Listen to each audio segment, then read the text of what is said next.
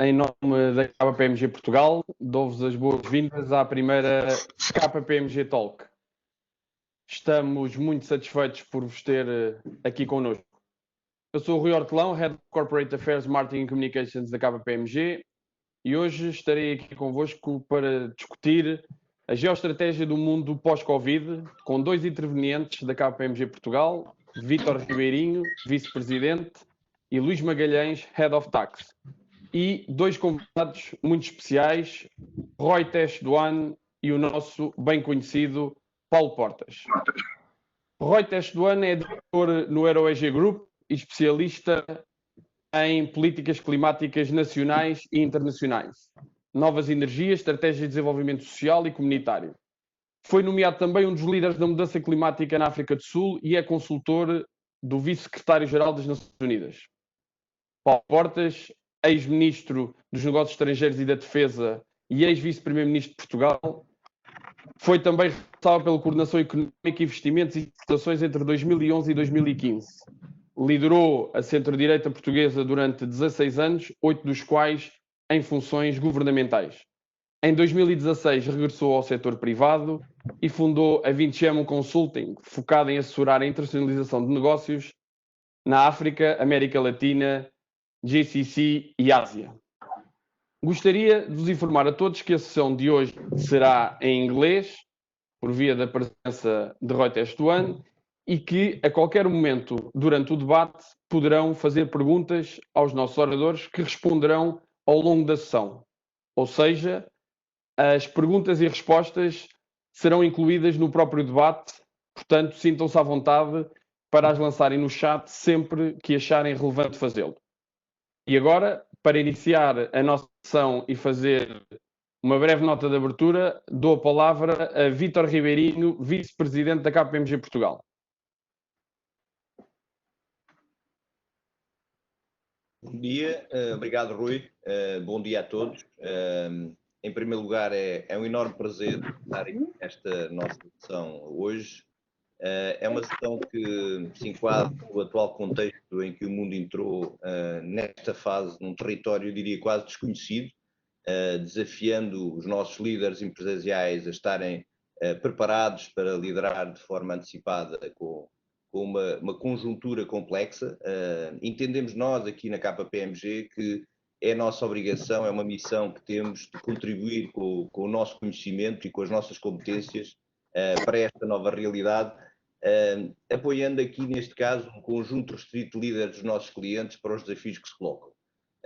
Este objetivo que nós perseguimos e que temos hoje o prazer de iniciar, enquadra-se numa iniciativa mais abrangente, portanto ela não se circunscreve apenas à situação atual, é uma iniciativa que nós denominamos como KPMG Talks e que basicamente consiste numa série de encontros que esperemos nós que se mantenham muito para além desta fase difícil que o mundo atravessa e que esperamos que seja fundamentalmente visto pelos nossos clientes e parceiros como distintivos e onde teremos ou procuraremos pelo menos oferecer conteúdos relevantes e falar sobre os temas de interesse estratégico para as nossas empresas nacionais e internacionais e procurando sempre também este desafio, nem sempre fácil, de trazer aqui um painel de especialistas particularmente qualificados, quer sejam especialistas da KPMG, quer sejam especialistas externos, como é hoje o caso.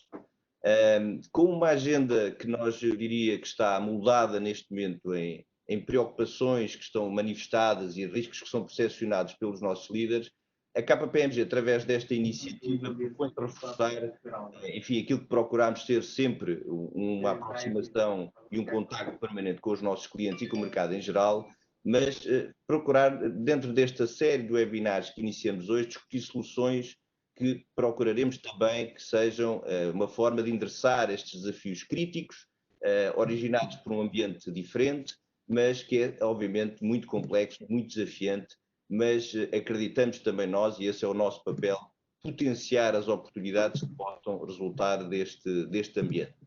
Gostaria também de aproveitar esta oportunidade para dar uma palavra de agradecimento aos nossos clientes. Os nossos clientes que hoje estão connosco, mais uma vez, e perdoem-me aqui particularmente dar as boas-vindas não só aos clientes portugueses, mas também aos nossos clientes em Angola, e sei que hoje estão muito inscritos nesta conferência e, portanto, como vimos, este contexto também é um contexto de oportunidade e assim hoje temos aqui connosco os nossos clientes de Angola que provavelmente poderiam não estar, mas é de facto para nós também um enorme gozo e privilégio ter aqui hoje esses clientes. Renovo ainda também aproveitar esta oportunidade em nome da KPMG para, no fundo, assumir e reassumir este compromisso permanente que nós temos para convosco de trazer sempre aquilo que são as boas práticas e trazer sempre também aquilo que são as perspectivas daquilo que se passa na nossa rede, das experiências que nós vamos vivenciando com os nossos clientes e porque acreditamos que essas experiências são aquilo que nos traduz como algo que acrescenta valor aos nossos clientes. Finalmente, e falando da nossa conferência de hoje, antes de introduzir, obviamente, os nossos convidados, esta conferência traduz de facto na primeira edição desta nossa iniciativa do KPMG Talks, em que procuraremos, como o Rui disse, discutir dentro da próxima hora este tema da geoestratégia no mundo pós-Covid. Contamos com a presença, enfim, destes nossos dois fantásticos painelistas, desafiámos-los e eles desafiaram-nos a nós particularmente a falar hoje naquilo que se passa na Ásia, em que a Ásia hoje concentra em si o crescimento e a inovação, mas também muitos riscos. Nos Estados Unidos, enfim, entra-nos pela televisão adentro todos os dias aquilo que antecede um período absolutamente determinante também para a história dos Estados Unidos com as próximas eleições no próximo mês de novembro. A Europa, enfim, decidiu dar um passo em frente e já veremos para onde é que vamos. Ainda ninguém sabe muito bem para onde vamos. Vamos aguardar que os próximos meses nos possam trazer boas notícias. E, finalmente, um enorme enigma da América Latina e da África, onde agora, particularmente em África, como estamos a sentir também os efeitos da pandemia e veremos também onde é que nós iremos chegar. Por último, e antes de passar a palavra, gostaria de vos dar nota ainda que dentro destas iniciativas que estamos hoje a lançar, está previsto já uma segunda sessão desta série ainda no corrente mês de julho. Esta série estará focada na análise do pacote europeu, aquilo que aguardamos, enfim, com alguma expectativa de quais são os suportes e apoios que poderão vir deste pacote europeu, sendo para o efeito iremos contar também com um painelista bastante importante para nós e que nos irá trazer certamente muitas novidades, que é o Dr. Carlos Moedas, e que, portanto, aproveitamos também para vos dar essa nota, terminando esta nota introdutória, desejando que possam desfrutar da próxima hora e espero encontrar-vos em breve, obviamente, e se não for antes, que esteja pelo menos na próxima sessão. Um abraço a todos e fiquem bem. Rui, agora o palco é teu. Obrigado. Obrigado, Vitor. Muito obrigado. Now in English, thank you, Rohitesh. Thank you, Paulo, for accepting our invitation. We have a lot of interesting topics to discuss, so I go directly for my first question about the subject of this webinar. Dear Rohitesh, what is the main new feature of geostrategy in the post-COVID world? Do you believe that globalization is over? Well, firstly, good morning to everyone, and let me start with two apologies. First apology for making you speak in English, I'm sorry. And second apology on behalf of the UK government, not my home, but my adopted home, for the decision over the last few days that I know would have annoyed many of you. Don't take it personally. I think the UK government just wants to make an enemy of all European partners. It's not about Portugal. My home country, South Africa, would be much more kind. Anyhow, to your question about the main geostrategic dimension post-COVID and whether globalization is over, here's how I see it. It is the first year, I think, in about 2 decades that globalization is taking a step back. It's not a reverse gear. I think it's simply a step back, driven by the shock of COVID. I think the most interesting dynamic is the fact that that step back is happening at the exact time that the global order is at its weakest. The way I think about it is that we always hear about these concepts of G8, the G20, the G7 now. I think we are actually in a G0 world. Imagine the G20 table, which Paulo would have sat around many times, I'm sure, but there's no one in the room and the chairs have been tipped over. That is the kind of world we are living in, a world with no global leadership. Now, it's not a world where China has taken over the position of the United States in the past. That's how I think many people initially think about it. I don't think that's actually what the case is. I think what has happened is that the US has retreated. And by the way, that's not just a Donald Trump phenomena. That would have happened under Hillary Clinton, and it will continue to happen under Joe Biden. And China has stepped up in ways that are suitable to China's interests, but not in the way that we've been used to. So I think the main dynamic we're facing at the moment is a lack of global leadership, and that is coming out in all sorts of ways that I know we'll get into through the conversation. Paulo, do you agree? It's a problem of leadership, a D0?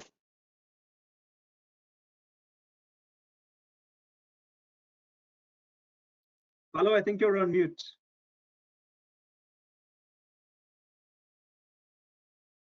I think so. Paulo? Vitor, and thanks Rui and KPMG team. I think it's even a little bit worse because you can have good or bad leaders, but at least you need what I would call international crisis management system. And we notice it how, for instance, G20 was relevant after the financial crisis. We don't have parallel phenomena in the COVID one. And this is the most relevant one for the future. This pandemic is not the last global crisis we are going to live in. So the next one may be related with climate change, for instance.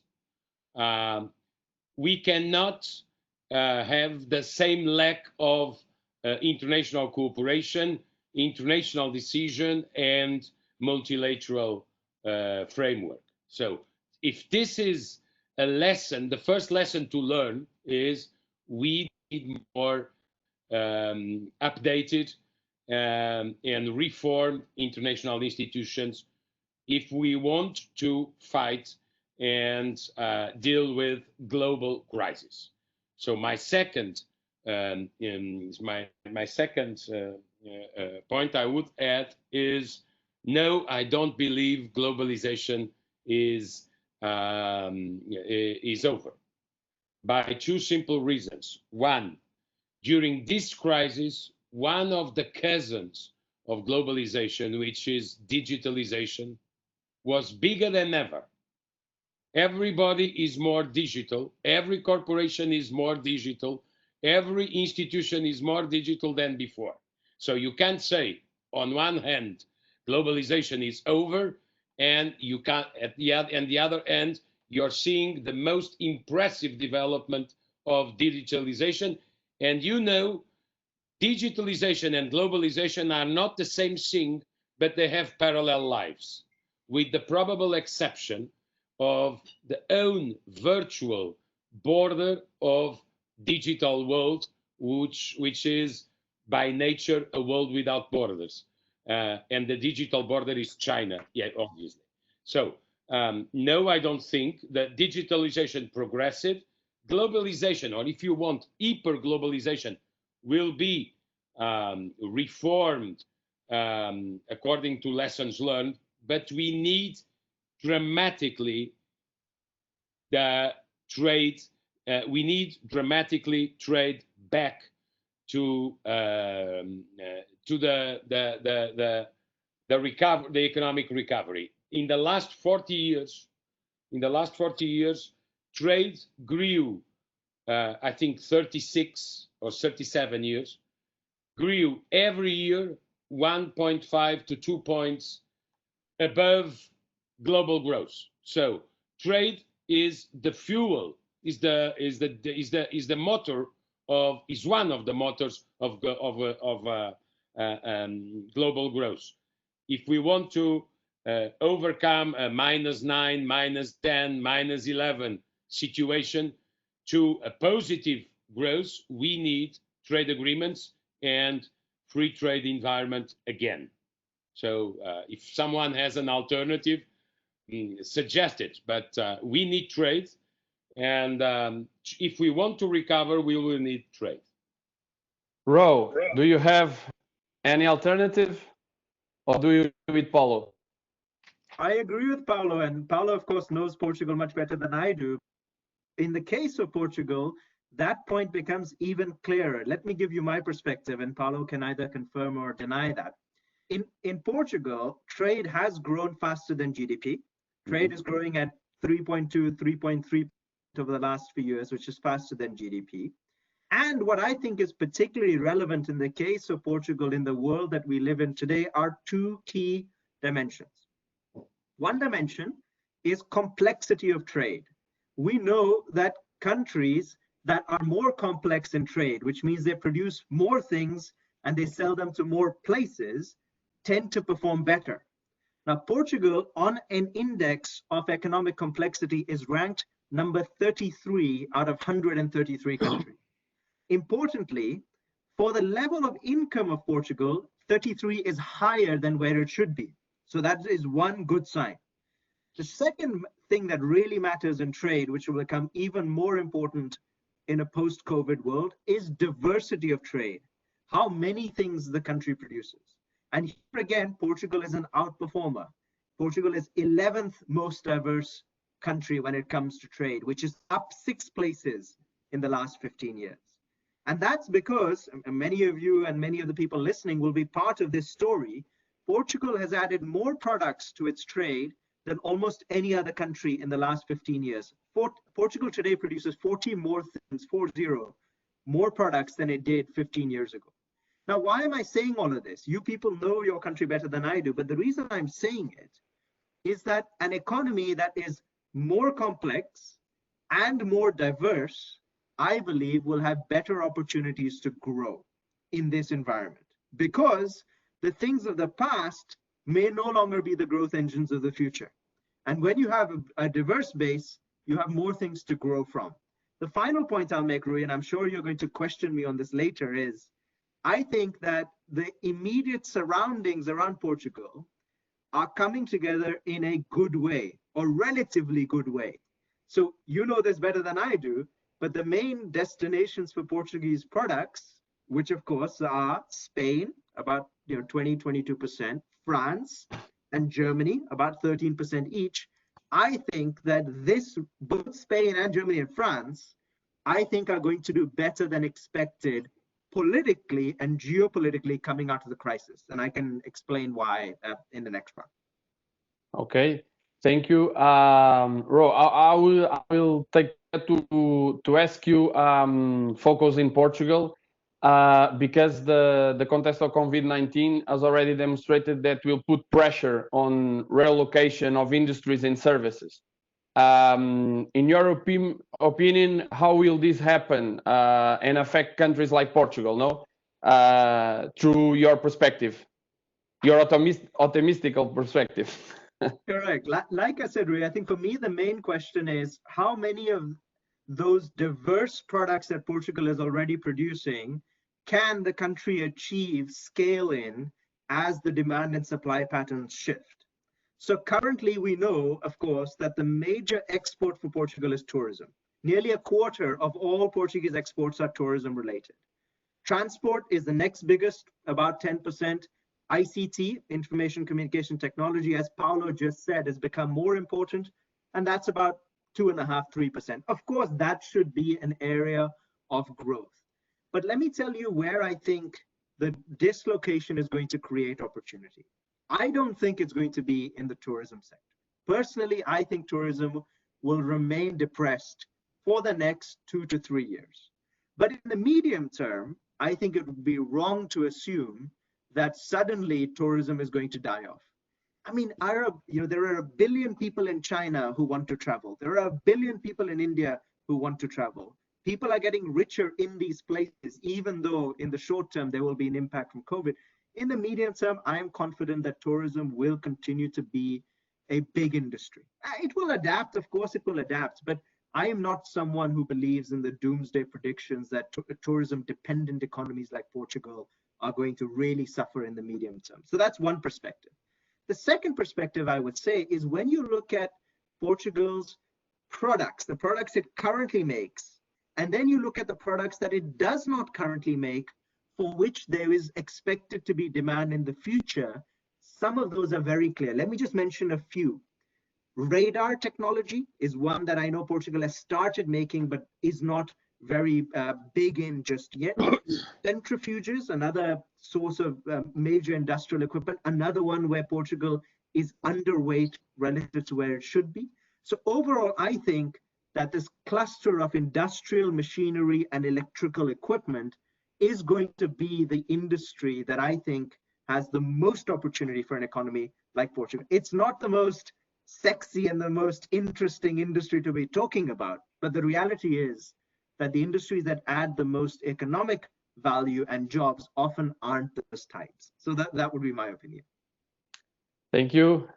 Paulo, this is a great topic to you because you know well Portuguese economy, and you have a well and deep perspective from the world. So I would like to hear you about this opinion and this optimistic scenario from Ro. I basically agree. This pandemic is not symmetric, as some say. It's asymmetric in considering the departure time, the landing time, the recovery time, and even by hemispheres, continents, and sectors. So we know tourism and aviation were the first impacted, and probably they will be the last to recover or to reopen. But don't confuse the delay of touristic departure or recovery with the end of tourism. One of the best things of globalization, regardless what their critics say, is the democratization of tourism. In 40 years ago, if I remember well, we had in the world per year something like 800 million plane tickets sold. This year, according to the International Aviation Organization, we should reach 4.8 billion tickets per year sold. That doesn't mean 4.8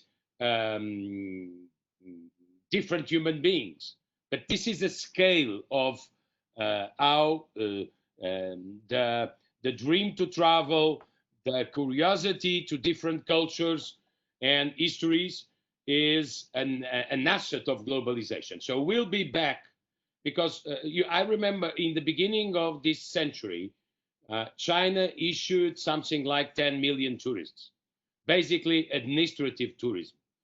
Now they are issuing something like 160 million per year, and not just to Macau or gambling.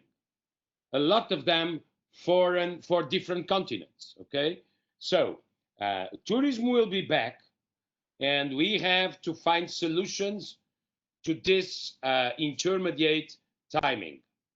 The second on the diversification, you know, when we lived very tough difficulties during the financial and the debt crisis, one of the most impressive transformations in our society was how the corporate world, our enterprises decided to export more, go and search for new markets and internationalize itself.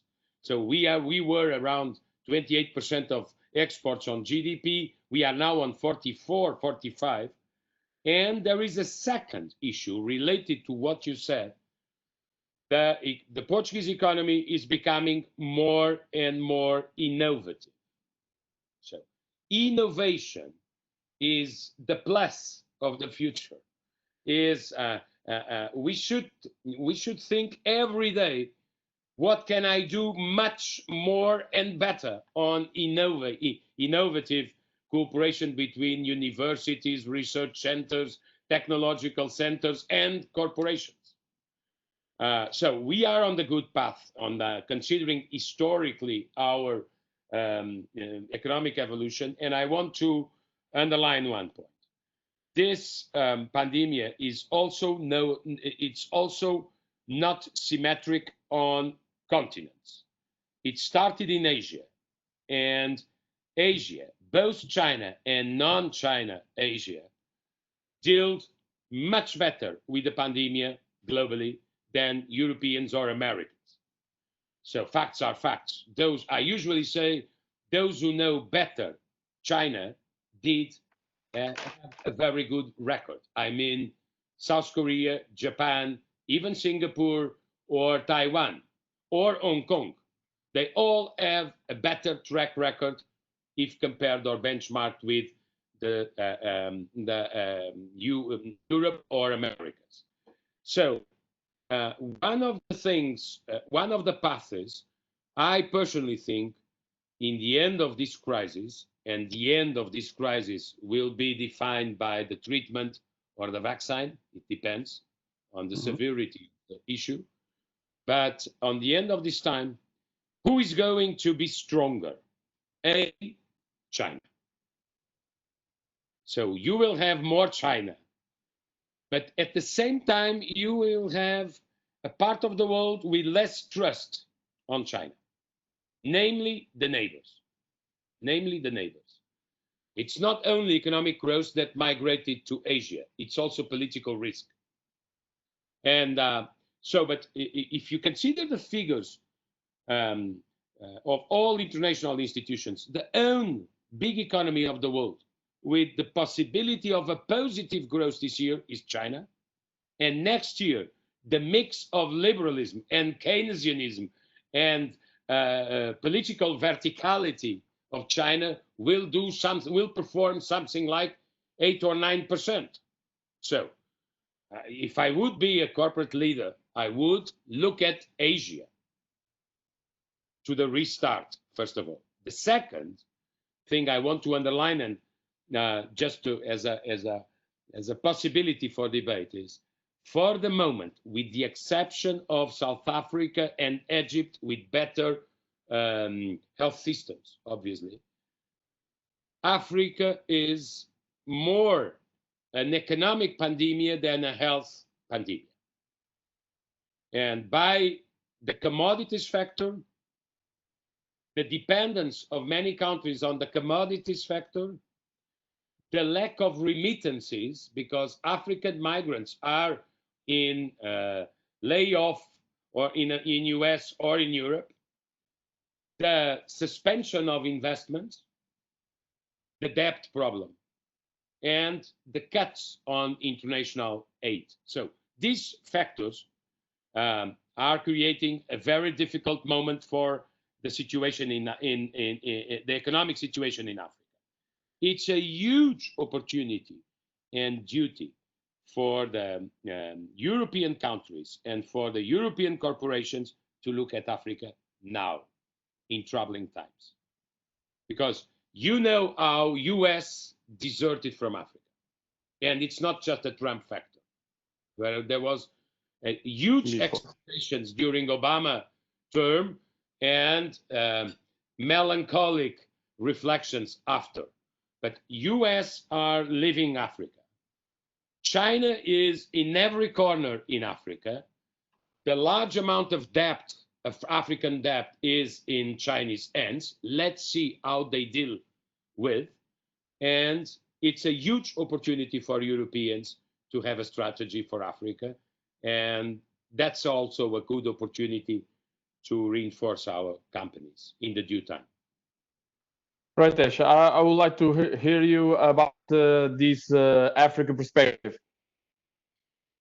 I'm so glad Paulo talked about it, because I agree with him entirely that now is the moment both to build opportunity that will benefit all sides. Now, Paulo said that majority of African debt is held by China. The number is actually very significant. It's 80% of African debt is held by China. So what happens there will have a big impact on the future of African economies. Now, the places where Portugal will have a natural affinity in Africa are the two places where I also see significant potential for reform and growth. That would, of course, be Mozambique and Angola. Now, the story in both countries is slightly different. Angola, coming into the crisis, was on a very strong path to reform. The new head of state in Angola had done a lot to inspire confidence in the international community about a different Angola from the previous era. That's true in oil and gas. It was true in diamonds. It was true in many sectors of the Angolan economy. So when the rest of the world is deserting Africa, let's not forget that coming into the crisis, a country like Angola was on a positive path already. So now is the opportunity to take advantage of that positive path, to invest, to partner with a country like Angola. Mozambique, a different story. As you know, in Mozambique, the main issue is the extent to which its oil and gas reserves in the far north can still be exploited, given the health crisis, given the crisis in the oil and gas market. There, I think the issues are more problematic because, of course, there are some very severe security challenges, and governance in Mozambique is not as strong as it is in Angola. But that means, again, that in this time of crisis, there is an opportunity for European companies to go in and make a difference. So I totally agree with Paulo's point. This is we've been saying for the last 20 or 30 years that Africa is the next frontier. The Economist always has this cover, the hopeful continent, the next big thing. And now I think is the real opportunity geostrategically for European companies to go in and make a positive mark, not just because there will be money to be made, but because that will present a model of development in Africa that is critical at a time when, as Paulo says, the US is deserting, China is there, but with very specific interests, and there is a gap. Thank you, Ro. You are trying to difficult my duty because you are agree too much. Too much, so it's not easy for me, but I will try to change it. So I will come back to Europe and to the COVID-19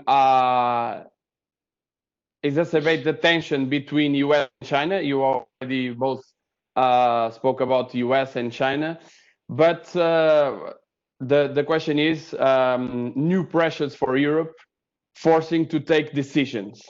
No, Rohitesh, do you think that recapitalization measures foreseen in temporary framework are a response to prevent European companies from being acquired by Chinese companies?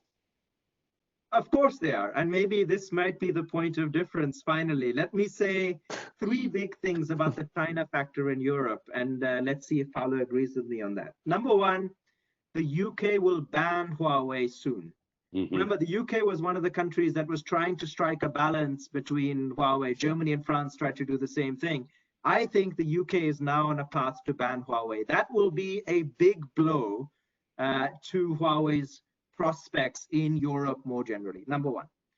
Number two, that generally the European Commission, and this was confirmed in a phone call between Council President Michel and Commissioner von der Leyen with Xi Jinping on the 22nd of June, that the comprehensive investment agreement between Europe and China that was meant to be signed this year will not be signed. That is my opinion. It will not be signed.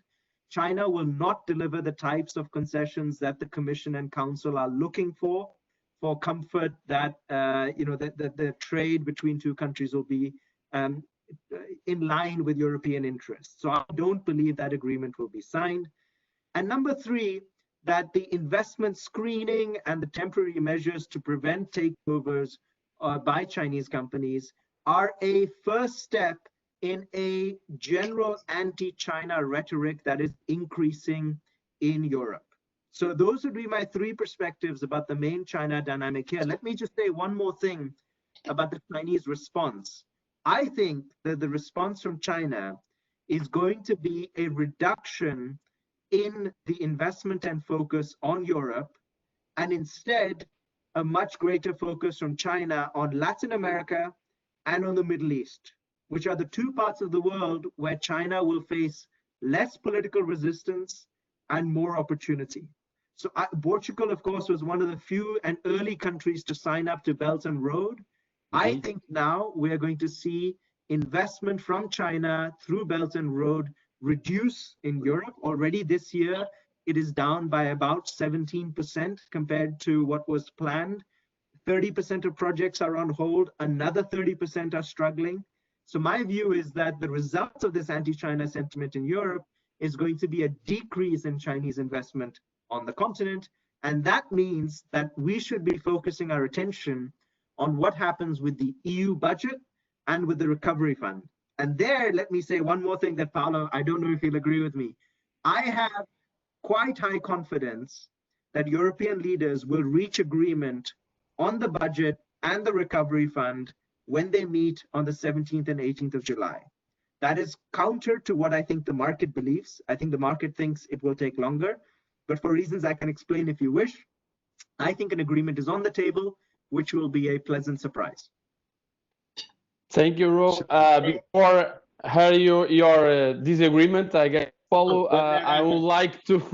I would like only complimentary. I would like to remember only our guests that they could share questions on the chat from you both. So be my guest when you want to share some questions for our guests. And Paulo, now.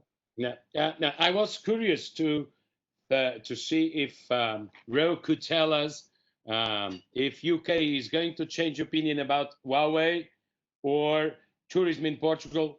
Who is going to be the first? But more relevant strategically, or so relevant strategically, it was the decision of Singapore about Huawei. Singapore is a friendly neighbor of China. And it's the place of the world where you can find a vision to the Western world and to the Oriental world. They decided to ban Huawei on security issues. Okay, so this is also a trend. We tend, in Europe, we tend to be Eurocentric. And we don't understand that the epicenter of gravity of the economic world moved to Asia. Again, not first time in history. I would say the golden days of the Chinese investment in Europe are in the past. So if you remember those figures, 44 billion, 22, 15, 14, 9, 7, 6 billion in UK, Germany, France, Italy, Finland, Greece, and Portugal, the golden environment for this investment is in the past.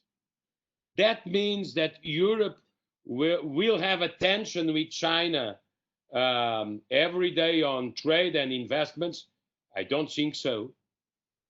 But obviously, you can't say on one end that you want Europe as a major international player and to run away from major international issues. So Europe has to find its own policy and its own way of doing it about the rising of China.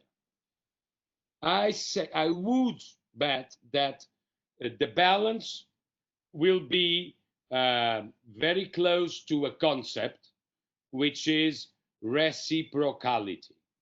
This is the rising concept in Brussels. It's not new. It's very tough to be effective because there's no parity between opening markets, exact parity between the two blocks. But for Europe, we have no advantages of losing the Chinese market. You all know the European brands that would bankrupt without the Chinese market. And by the way, some Americans too. Don't forget, Boeing sold 2,000 planes in China. So I think that Europeans will tend to define a new framework, which is the Vestager the Commissioner Vestager opened the debate. Yes, we can open our markets to Chinese investments if you open your markets to Western European companies in reciprocal terms. So this is the idea that will grow. But for a country like Portugal, bro, we don't have many advantages in a too effective screening system in Brussels. And we have to manage in a very prudent way. Why I'm saying this? For Portugal, being free to make agreements, trade agreements, to make investments agreements, to make economic cooperation with non-European partners is a source of our relevance in Europe. The more we do out, the more relevant we are in. So if in Brussels, I don't think so, because there are many critics, if in Brussels we would have a screening of the direct investment from China. The word is not written, but the spirit is there. A new screening system, vetoing partnerships or investments from China, that would mean for a country like Portugal that we were basically obliged to negotiate and establish partnerships just with Spanish, French, German companies.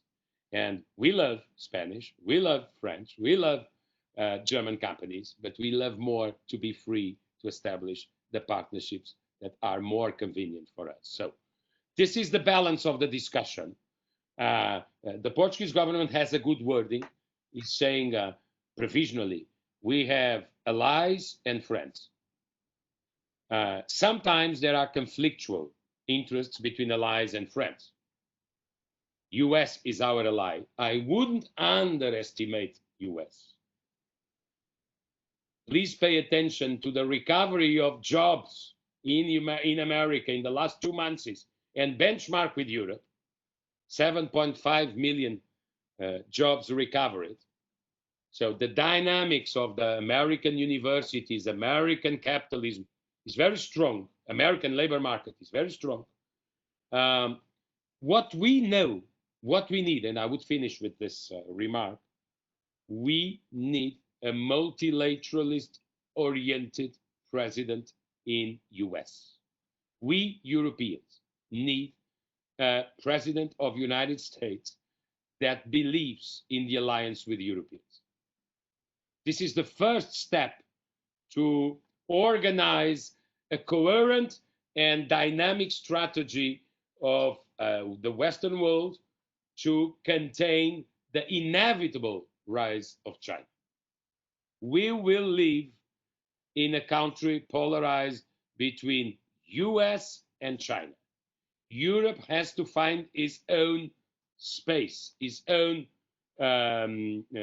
destiny in that world.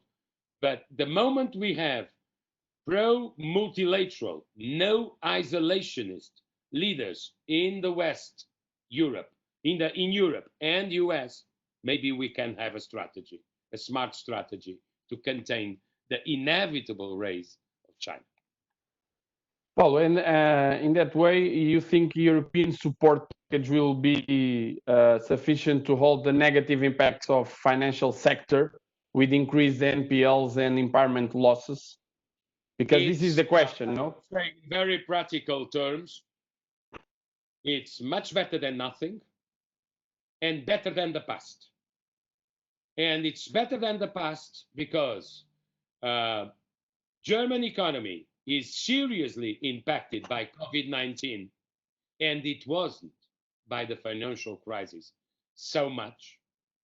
So Germany moved, and then Chancellor Merkel, who is by far the best stateswoman, every gender, leader we have in Europe, she again made a very good management of the COVID crisis because she's prudent, she's addicted to facts, she doesn't dream utopias.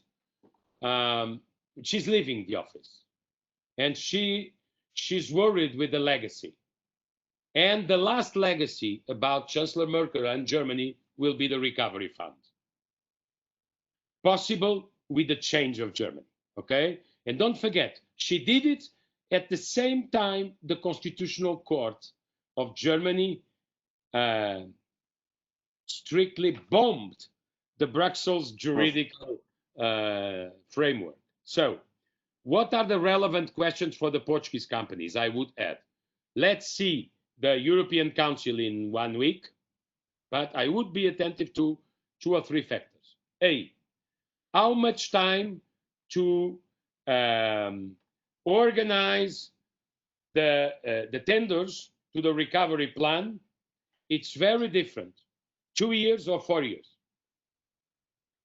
2 years, which is the suggestion of France and Germany, will have a serious one. I'm mentioning just to clarify. It's time to commitments. So Germany wants 2 years room, and I think the reason is nobody can think that Europe has now a treasury. So it's an open treasury for 2 weeks, for 2 years, and no more. Okay, this is very different, namely for our bureaucracy, and I would say to all bureaucracies in Europe. You will need time to define the trends, to launch the trends, to regulate the trends, the candidates, and then time to approval.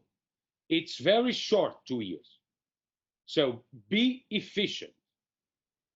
Be efficient. This is I would say for the Portuguese authorities, efficiency is decisive to a good use of the recovery plan. For companies, don't be too complex. Don't be abstract.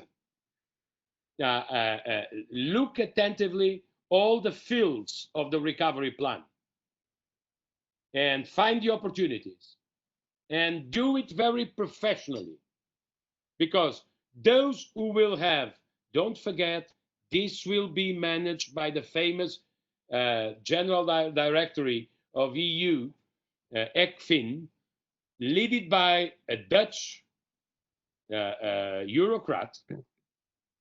That was, if I remember well, chairman of the mission to Greece. So be efficient, find quality programs and and don't lose the opportunity losing time, okay? Because I think that the final decision will not be 2 years. It could be 3 to have an agreement between Central Europe and Southern Europe. That can also have political considerations. Add 2 years to money from Europe and benchmark with the national elections, or add 4 years of money from Europe. But this is anyway the first time Europe is a little bit sharing the debt of this crisis. It's for this crisis, not for the ancient one or the next one. That happened mainly because of Germany, and this is an opportunity we cannot lose. So we have to be efficient, transparent, and quality programs. Quality means innovation, technology, digitalization, and new fields of investment. Obviously, I just would add that the budget for health programs in Europe was almost irrelevant, 430 million or something like that, and now it's 9 billion. So there is also an opportunity on health sector. Ro. It's such a good point that Paulo has made. I would just add 2 other points to it. One is the word that Paulo didn't use, but I know he was signaling, is very important, which is green.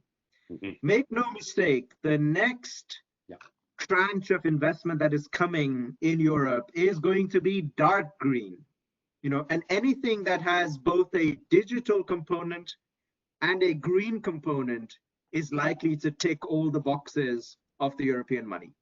So I really have a strong opinion, Rui, that as Portuguese companies are thinking of any technology they can provide, any solutions, any business models that are in the green arena, they will face an open door from the European Commission to fund that kind of work. So that is one huge, huge area of growth. Many people had asked, does this mean that the Green Deal and all the environmental programs that Europe was pursuing are now going to be forgotten because we're all focused on the crisis? No, the opposite is true, which is that actually now there's even more focus on green issues, because at least in Europe, leaders recognize that this is an opportunity to build differently. For example, renovation of buildings, energy efficiency, industrial technology for reducing energy use. These are all going to be key growth areas. That's one very important dimension I would add to what Paulo's already said. And the second thing I would say is, I personally, when I look at the timetable, even if they agree next week, the timetable for the money to become available, I think we're looking at least 1 year, if not longer, before real money starts to flow. Yeah. So what people need to be aware of is, even if there is an agreement and we have ratification by all of the member states this year or early next year, it will still take time for plans to be approved, for the Europe to go to the market to borrow the money and then disperse it. So when Paulo started talking about this bridge concept earlier, bridge from where we are to where we need to be, that's very important in this discussion, because I think that bridge needs to be slightly longer than what many people expect, because I think the time between now and when the money becomes available is going to be quite something. And which advice would you give to Portuguese leaders and companies, and also to Angolan, for example, leaders, because Europe and Africa are two sides in this crisis? Maybe just one or two quick things in addition to what we've already said, Rui, as points of advice. Number one, I think the point that Paulo made about innovation is my number one objective. It's what I keep saying. Innovation is critical, and it takes many forms. There is the high-tech innovation, the fact that Portugal now produces radar technology and centrifuges and other advanced manufacturing. More of that is a good thing, because we're heading into an even higher tech society. But innovation can also form. I'll give you an example from the tourism sector, where you think, tourism, what kind of innovation are we seeing there? Now, this points to what other countries that are dependent on tourism are doing. Now, I'm not saying all these options will be available to Portugal, but it's important to keep these in mind. Take Cyprus, for example, who are going to pay for the holidays of people who come to Cyprus and get infected. Now, I'm not sure that will still make me go there, but it's an important way to try and combat the crisis differently. Or Barbados, the Caribbean island, which is issuing a visa for 1 year for people who are sick of working from home. I'm sitting in my home office right now. I may as well be sitting on a beach in Barbados. And they're making it easy for people like me to come to Barbados, work there for 1 year as a working from home visa. Now, these are just some examples of how other tourism-dependent economies are taking steps to try and keep the worst impacts away. The answer for Portugal will be something different, but it's important to think in this way about what else can be done. Let me end with just one interesting example on Africa, because you asked about it. One sector that Paulo has already said is growing very quickly is the technology sector. Now, when you look through the technology lens and you look at Africa, you think, what are the opportunities? African economies are not at the forefront of artificial intelligence and machine learning and all these advanced technologies. But there's one sector where I see lots of very interesting stuff happening in places like Ghana, in Angola, in Ivory Coast, which is on e-waste recycling. Now, again, I said this is not the most fun and sexy sector, But I can tell you the demand for e-waste is going to grow a lot because we take these phones and we throw them away after 2 years. Where does it go? Consumers and companies are making commitments and voting to have much more responsible disposal of these products. There is going to be a huge opportunity in the e-waste sector. A number of African economies are looking at that. Portuguese companies should be at the center of that. That would be one specific recommendation. Thank you, Rohitesh. We are almost finished. So I would like to ask you, Ro, to a final message for our audience, and then the same to Paulo, and we have to end. My final message is very, very short. It's a phrase that we are using in the UK. I don't know if we're using it in Portugal, but in one phrase, it sums up how I think we should be thinking about this crisis, which is to build back better, right? The idea that all of our lives have been turned upside down by the crisis. Many people are suffering. This is the opportunity to build back better. Now, that can mean many things. It can mean build back greener, build back cheaper, build back more innovative, build back more flexible, build back with higher quality. But let's keep that in mind. That's how I lead my everyday, trying to think, what can we do to build back better? That would be my one recommendation. Thank you, Ro. Paulo? Rui, just 1 minute to add one thing to what Ro said. We have to be efficient and transparent on the recovery fund developments, but we have to also to be and keep our competitiveness. This will be a big competition, including between and among European countries. When you face, when you have to deal with the idea of finding a place on the relocalization issue, on the relocalization or reindustrialization trend, you have to be competitive.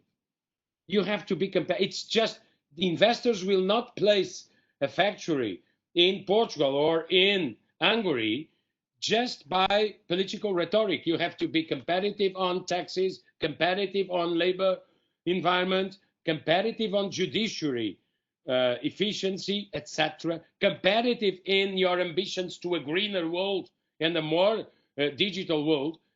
But we have to be competitive and competitive on practical issues. Okay, so back to what the other thing is, in not only e-waste, it's waste. Africa will have it was supposed to have in 2025, 15 towns with more than 15 million inhabitants. Can you imagine the challenge for health, for schools, for waste, for water, for energy that means? This is a huge opportunity. And then to finish, I would say sometimes, some more melancholic times, I ask myself, people are going to, what will be the main will of people in the phase out of COVID? Forget what we lived and back to the past as if nothing happened, what some in Asia call revenge spending? Or do we want to learn some lessons? I will be back. I will finish with the same personal feeling we were discussing before the session. We are in July. I know it's more, it's summer and holidays, theoretically, time, but I finally can leave my home at 8 a.m. and arrive Lisbon in 20 minutes. That was not possible in the last decade, okay? I should have left my home at 7:15, because if not, I would took 1 hour to arrive Lisbon. We are already deconfined. So probably corporations, entrepreneurial leaders, workers are finding solutions to reorganize labor time. We don't need to go all at the same time to the same highways, to the same offices, to the same hours lost on traffic. That would be a very good development, just a big and that's just a micro one that could help us to a better society. Thank you both. Thank you very much for this interesting discussion. I would like also to thank you everyone who sent questions for the chat.